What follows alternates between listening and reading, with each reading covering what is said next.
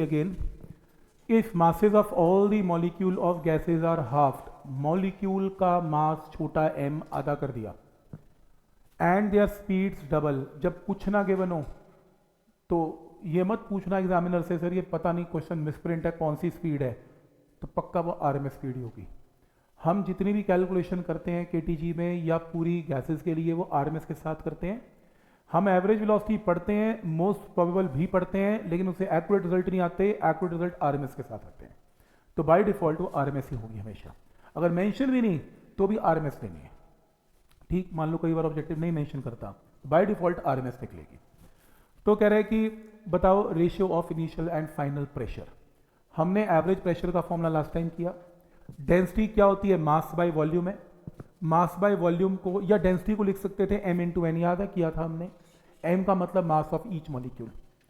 तुम यहाँ पर मास मॉलिक्यूल का m है और वेलोसिटी v है, वो कह रहा है वेलोसिटी डबल कर दो, मास को हाफ कर दो, तो नया प्रेशर p डैश है, तो नए और पुराने की रेशियो निकालनी है, यहाँ से आंसर आएगा। ठीक, इस लेवल की जितनी प्रॉब्लम है आपको होमवर्क देने जा रहा हूँ, मतलब इस टाइप के क्वेश्चंस आप नेक्स्ट टाइम करके लाएंगे एक बार ट्राई, ताकि हम नेक्स्ट टाइम इसकी डिस्कशन करेंगे। जस्ट आइडिया दे रहा हूँ कि इस टाइप की प्रॉब्लम्स आपको दी जाएंगी। तो ये हमने ऑलरेडी कर लिया, ये सब ऑब्जेक्टिव शीट में आपको होमवर्क मिलने वाला है, तो इसलिए कोई टेंशन नहीं है। इसके अंदर ये क्वेश्चन करेंगे, ये क्वेश्चन आपके होगा नहीं असाइनमेंट में या थोड़ा टाइम लेके होगा, तो मैं इसको डिस्कस करना चाहता हूँ। 3 चैम्बर्स हैं containing m1 m2 grams of gas at pressure P1 and P2। ठीक है, तो 3 चैम्बर्स हैं, गैस है और प्रेशर कितने, सॉरी 2 चैम्बर्स हैं, मास m1 m2 है और प्रेशर जो है वो P1 एंड P2 है।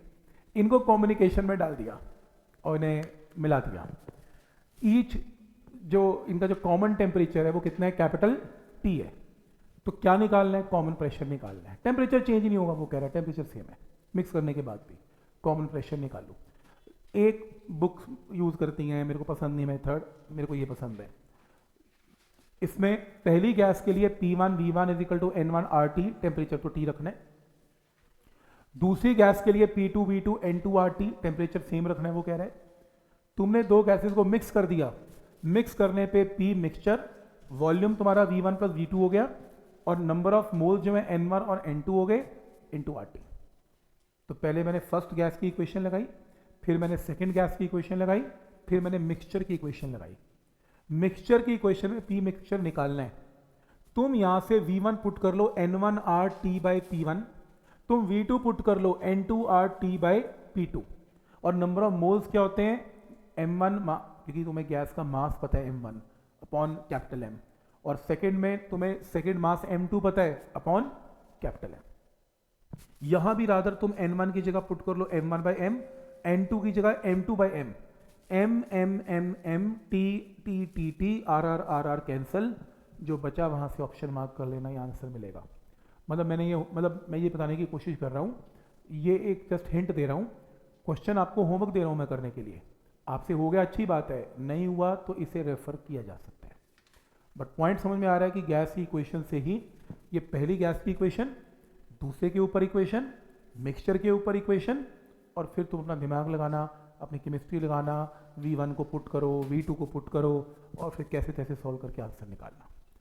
पॉइंट समझ में आ रहा है कि पहली 3 इक्वेशंस कौन सी बनेंगी इसमें। ठीक, जैसे ये फोर्स और कोलिजन के अंदर हमने टॉपिक किया था, ये कॉम्पिटिशन में आए हुए टॉपिक है। इसमें mass of hydrogen molecules given है, हाइड्रोजन का मॉलिक्यूल है और हाइड्रोजन के मॉलिक्यूल का मास उसने आपको दे दिया।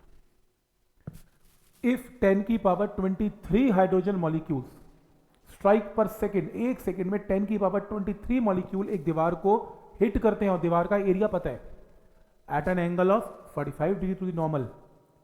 क्या निकालना है, रीबाउंड इलास्टिकली, कोलिजन इलास्टिक है, और स्पीड कितनी है, 10 की पावर 3 है, स्पीड चेंज नहीं होगी क्योंकि इलास्टिक कोलिजन है।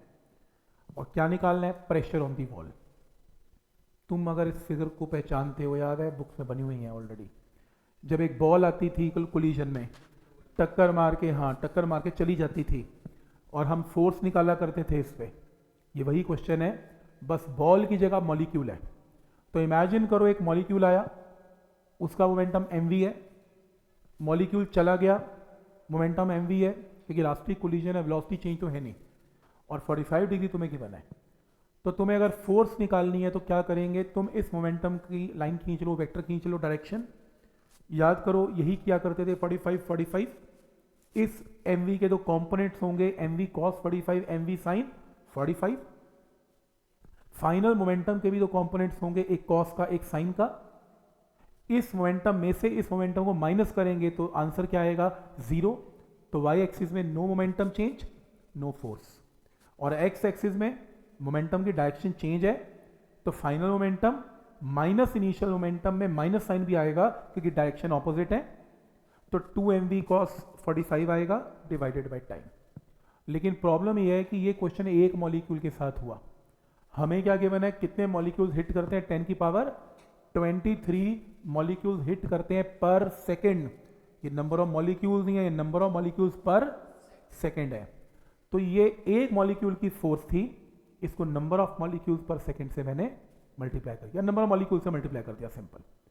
तो टोटल फोर्स आ गई सभी मॉलिक्यूल्स की।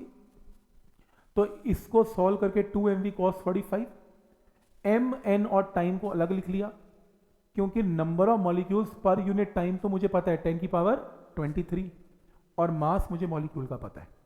तो इन तीनों टर्म्स की जगह ये पुट कर सकता हूं, इन तीनों की जगह ये पुट कर सकता हूं, और क्वेश्चन में cos 45 मुझे पता है, वेलोसिटी मुझे पता है, वैल्यूज पुट करके क्या आएगी, फोर्स आएगी। फोर्स को दीवार के एरिया से डिवाइड करके क्या आएगा, दीवार का प्रेशर आएगा। मतलब ये फील कर रहा हूं मैं, इसमें KTG का कोई लेना देना नहीं है, ये क्वेश्चन ही फोर्स का क्वेश्चन है। फोर्स के क्वेश्चन को नंबर ऑफ मॉलिक्यूल के साथ कर दिया, बाकी कुछ चक्कर नहीं इसमें। पॉइंट समझ में आ रहा है, लॉजिक समझ में आ रहा है। देखो अगर तुम्हें वो क्वेश्चन याद है जैसे किया करते थे, उसके बाद तो कुछ भी नहीं किया, नंबर ऑफ मॉलिक्यूल से डिवाइड मल्टीप्लाई तो किया है। तो आइडिया समझ में आ रहा है कि क्या लॉजिक है इसमें, इस क्वेश्चन को कैसे करना है।